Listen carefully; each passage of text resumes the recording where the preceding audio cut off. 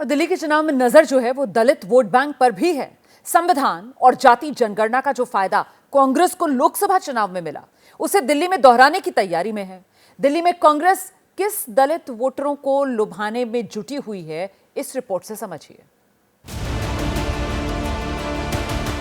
पूर्व सांसद संदीप दीक्षित नई दिल्ली सीट से कांग्रेस के उम्मीदवार हैं। इस सीट पर संदीप का मुकाबला अरविंद केजरीवाल से है। संदीप ने वाल्मीकि मंदिर जाकर पूजा की और फिर बाहर आकर मानहानि के नोटिस पर दस्तखत किए। संजय सिंह और आतिशी के खिलाफ संदीप दीक्षित ने 10 करोड़ के मानहानि का नोटिस भेजा है। पैसे लेकर जो चुनाव लड़ रहे हैं वो तो अभी मैं केस फाइल कर रहा हूँ, उसकी सत्यता पता चल जाएगी। और वो तो हम इनसे पूछना चाहते हैं ना कि हरियाणा में आप क्या भजन गाने गए थे, हरियाणा में आप बीजेपी को हराने गए थे, गोवा में आप बीजेपी को हराने गए थे, उत्तराखंड में बीजेपी को हराने गए थे, हर जगह आप कांग्रेस को हराकर बीजेपी को जिताने गए थे। पूरा मामला पिछले महीने दिए आम आदमी पार्टी के नेताओं के बयान से जुड़ा है। आपके नेताओं ने आरोप लगाया था कि संदीप दीक्षित को चुनाव लड़ने के लिए पैसे बीजेपी से मिल रहे हैं। भारतीय जनता पार्टी कांग्रेस के प्रत्याशियों की फंडिंग कर रही है। इसमें प्रमुख संदीप दीक्षित जी हैं, जिनको भारतीय जनता पार्टी से ऐसा सुनने में आया है कि फंड मिल रहा है। इस बयान के विरोध में संदीप दीक्षित ने मानहानि का नोटिस भेजने के लिए उस वाल्मीकि मंदिर को चुना जो दिल्ली में दलितों की आस्था का बड़ा केंद्र है। संदीप दीक्षित ने एक तीर से 2 निशाने साधे। नोटिस के साथ साथ दलित वोट बैंक को साधने का दांव चला। समझने वाली बात यह है कि दिल्ली में दलित वोट किसी का परंपरागत वोटर नहीं रहा है। लोकसभा में दलित बीजेपी को तो विधानसभा में आम आदमी पार्टी को वोट देते हैं। दिल्ली में दलित आबादी 17% के आसपास है। 70 में से दिल्ली की 12 सीटें रिजर्व हैं। 2020 में सभी 12 सीटें आम आदमी पार्टी ने जीती। 2015 में भी 12 की 12 सीटें आपको मिली थी। 13 में आपको 9, बीजेपी को 2, कांग्रेस को 1 सीट मिली। 1998 में कांग्रेस ने सभी 12 सीटें जीती थी और सत्ता में आई थी। कांग्रेस अपने इस वोट बैंक को वापस पाना चाह रही है, जबकि बीजेपी लोकसभा का पैटर्न विधानसभा में दोहराना चाहती है। एक चौथा प्लेयर बीएसपी भी है, जिसकी कोशिश दिल्ली के दंगल में दखल बढ़ाने की है।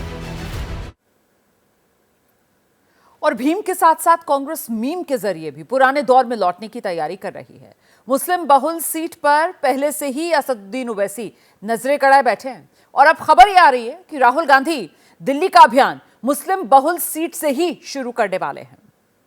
मतलब पहले बंदा लगाया, दिल्ली में राहुल गांधी कभी कैब वालों से मिले तो कभी डीटीसी बस के कर्मचारियों से। आप कंडक्टर हो, आप ड्राइवर हो, कंडक्टर। राहुल ने कभी कुलियों से संवाद किया तो कभी कारपेंटर से बात की। ये बीते साल की तस्वीरें हैं। दिल्ली चुनाव के ऐलान से महीनों पहले राहुल गांधी ने चुनाव की तैयारियां शुरू कर दी थी।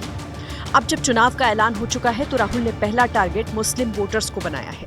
राहुल गांधी 13 जनवरी को दिल्ली में चुनाव प्रचार की शुरुआत करेंगे। राहुल गांधी की पहली सभा सीलमपुर विधानसभा सीट पर होगी। सीलमपुर उत्तर पूर्वी दिल्ली का मुस्लिम बहुल इलाका है। इस सीट पर करीब 65% वोटर हैं। कांग्रेस यहां से 3 बार विधानसभा का चुनाव जीत चुकी है। दिल्ली में करीब दर्जन भर सीटें मुस्लिम बहुल है।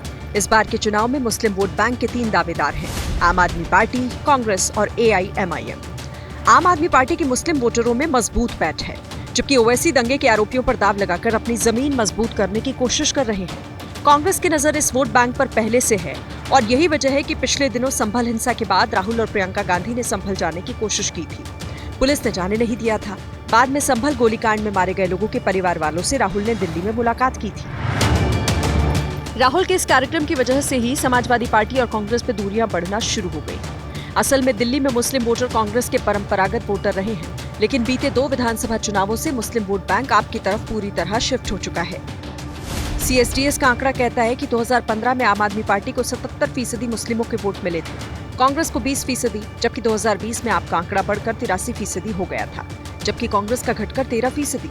दिल्ली में मुस्लिमों की कुल आबादी करीब 13% है। ऐसे में अगर कांग्रेस मुस्लिमों के वोट बैंक में पकड़ मजबूत बना लेती है तो फिर आम आदमी पार्टी के लिए खतरे की घंटी होगी।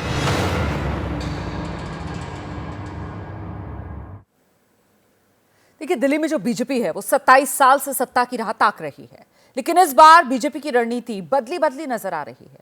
बड़े नेताओं को चुनाव में उतारना हो या फिर अरविंद केजरीवाल के खिलाफ आक्रामक प्रचार, क्या है दिल्ली में बीजेपी का पावर प्लान? रिपोर्ट देखिए।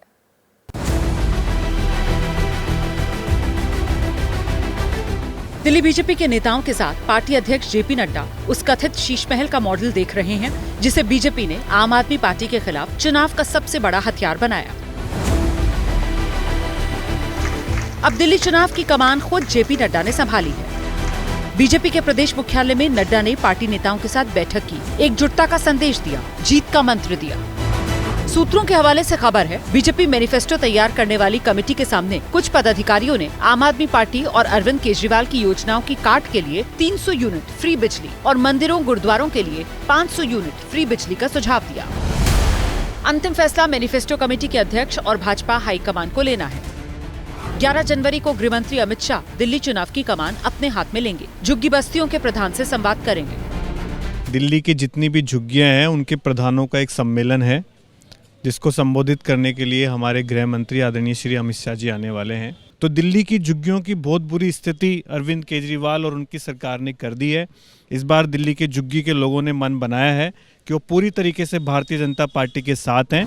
दिल्ली में बीजेपी ने अब तक 70 में से 29 उम्मीदवारों के नाम घोषित किए हैं। माना जा रहा है 11 जनवरी तक पूरी लिस्ट सामने आ जाएगी। कुछ सीटें सहयोगी दलों को भी दी जा सकती हैं। दिल्ली में शुक्रवार से नामांकन शुरू होने वाले हैं।